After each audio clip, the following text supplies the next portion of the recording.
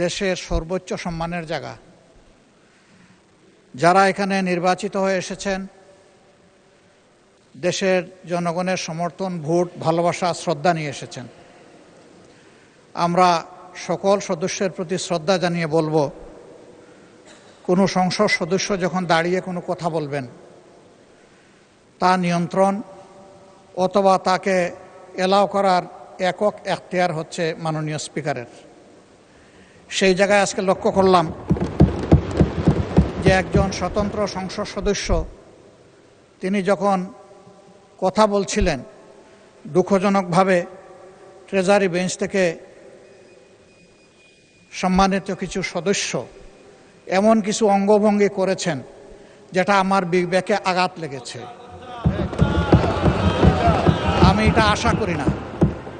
এমনকি আমি এও লক্ষ্য করলাম, একবার দুইবার নয়, 4 বার 5 বার নির্বাচিত হয়ে এই সংসদে যারা এসেছেন তাদের কেউ কেউ এই কাজটা করেছেন।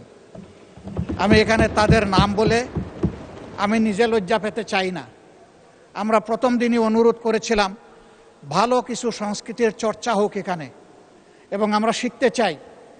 আমরা জাতিকে নিজে শিখব, জাতিকেও আমাদের সাথে উদ্বুদ্ধ করব। মাননীয় স্পিকার, আজকে 2 বারই লক্ষ্য করলাম যে ট্রেজারি বেঞ্চ যেখানে আপনাকে সবচেয়ে বেশি সহযোগিতা করার কথা, সেখানে আপনি বারবার অনুরোধ করা পক্ষেও তিনারা চালিয়েই যাচ্ছেন। আপনি মাইক দেন নাই, তারপরেও সংসদে কি হচ্ছে আমরা কিছুই বুঝতে পারছি না। আর শেষমেশ যখন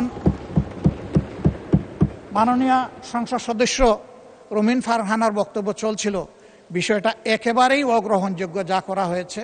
আমি এটার জন্য দুঃখ প্রকাশ করছি এবং আমি এটার নিন্দা জানাতেও বাধ্য হলাম। ধন্যবাদ মাননীয় স্পিকার।